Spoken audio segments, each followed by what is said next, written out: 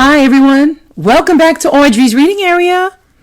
Thank you for joining me, and I'm just going to ask you again to please hit subscribe. You can like my videos and you can share them with everyone so everyone gets to listen to me read and enjoy these books. The fun and exciting book that I have for you today is My Manners Matter. Yes, they do. My manners matter. All right. It's a first look at being polite by Pat Thomas.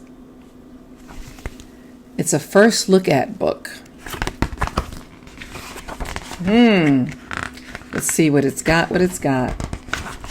So it asks you, well, let me read the back to you first. The delightful picture book helps children to understand that good manners are a simple way of showing kindness and respect to people you know and to people you don't know. Young children can learn that manners are important because being polite makes working and playing together more enjoyable for everyone. Yes, it's written by a psychotherapist and counselor, Pat Thomas. Barron's A First Look At book promotes interaction among children, parents, and teachers on personal, social, and emotional issues. Yeah. Have you ever heard someone say, "Mind your manners"? Do you know what that means? Manners are the ways we treat each other and how we act in public. Good manners show both kindness and respect to people you know and to people you may not know.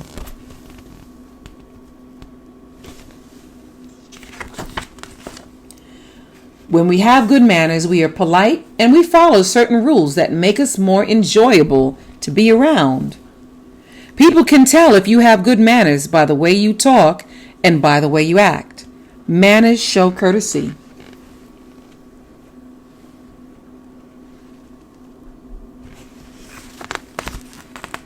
Good manners are like magic because when we are all well behaved, it makes special things happen. See, he's saying please. Saying please can make others more willing to help. Saying thank you makes other people feel good about what they have done. Thank you. Saying I'm sorry when you have hurt someone can make both of you feel happier.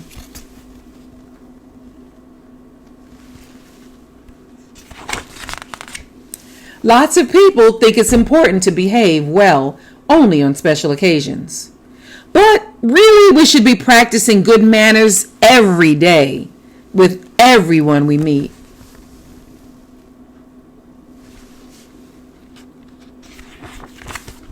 So true, I agree. Opening the door for someone else, congratulating the winning team, or offering your seat to someone who is not as strong or as healthy as you are. There are all good ways of showing what good manners you have. She is not making noise when others are trying to work or listen. What about you? Can you think of some magic words that show how polite you are? Can you think of some ways to be helpful and polite?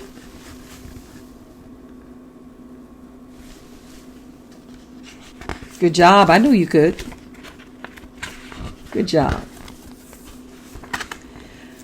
How you behave at the table or on the phone is also important. Sitting up straight, not talking with your mouth full, and saying thank you for a nice meal is always polite. So is speaking clearly and politely on the phone.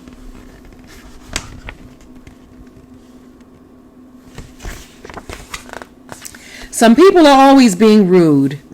They think people respect them if they act tough and inconsiderate. It's hard to be polite to them, but try anyway. Rude people are often very lonely people. Nobody likes to spend time with them because they hurt other people's feelings and take the fun out of everything.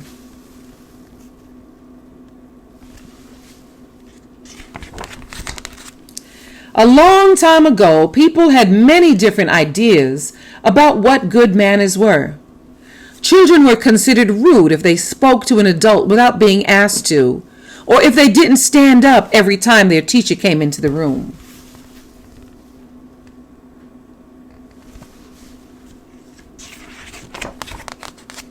Some of these ideas seem silly now, and lots of ideas about being polite have changed over the years. But some ideas are always good, like taking turns, not pushing or shoving, and playing fair. Asking before you take something and covering your mouth when you sneeze. Achoo! Or achoo! In your elbow, right? Achoo! Like that. What about you? What do you think, or why do you think it's important to practice good manners? I'm listening. That's right. Good job. Can you say why it is a good idea to ask before you take something that does not belong to you? And also think about, the book doesn't say this, but think about how you would feel if someone did that to you. If someone went into your room and took something that they wanted, but it was yours. They didn't ask. Think about that. People from different cultures may have different rules about manners. Older people may also have been brought up with different ideas about what it means to be polite and how children should behave. It's important to try to understand these differences and show respect for them. That's right.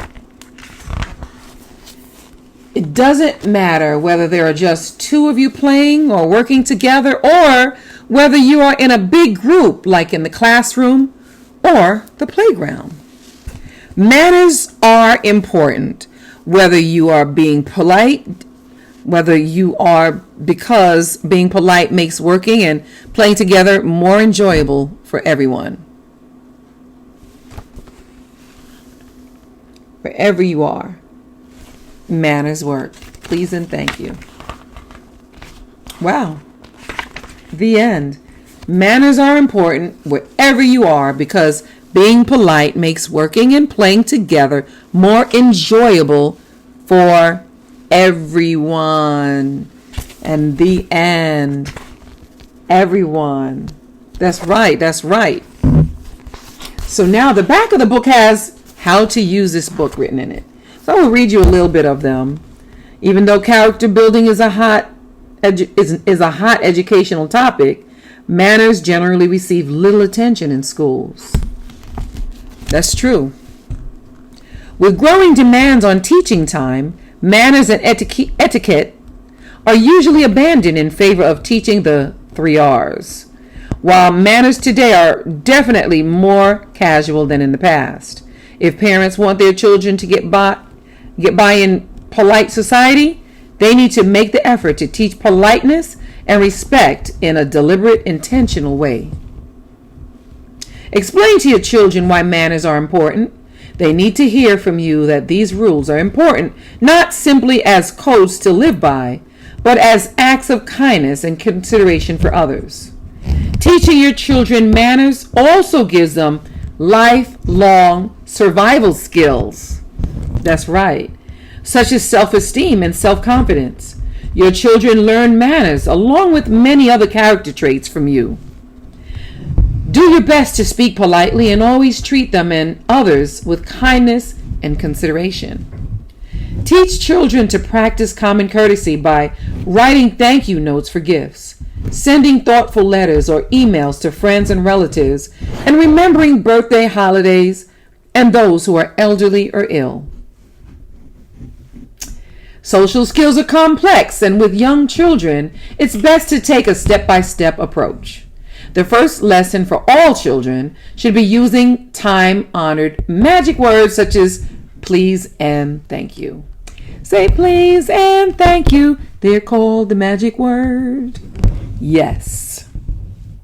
Gradually add more examples such as you're welcome and pardon me and may I. For table manners, work on one or two at a time. On the telephone, encourage clear hellos and goodbyes. First, then teach asking the caller to please wait a minute while I get my dad, or teach children to take messages. That's right. It's a good idea. Teachers can help by instigating discussions about everyday manners and ways to handle ourselves in tricky situations. Ask children to come up with solutions to problems such as, if someone is rude to you, how do you respond? If someone gives you a present that you don't like, what should you say? Some good questions there.